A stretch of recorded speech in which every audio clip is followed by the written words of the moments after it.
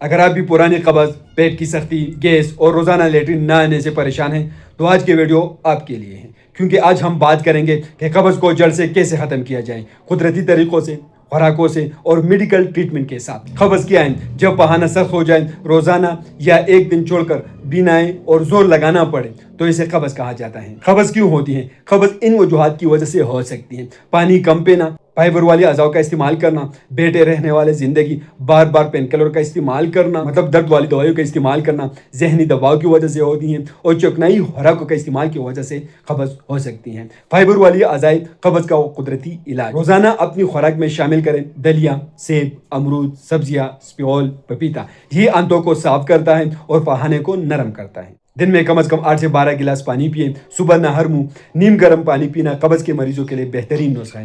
روزانہ 20 minute walk کریں، ہلکی پھلکی ورزش آنتوں کی حرکت کو تیز کرتی ہے۔ روزانہ ایک ہی وقت میں ٹوائلٹ جایا کریں۔ رات کو 1 چمچ سپیغول نیم گرم دودھ یا پانی میں ملا کر استعمال کریں۔ قبض زیادہ پرانی ہو تو صرف ڈیوفالک یا ٹیبلٹ لیکسوپران کا استعمال کریں۔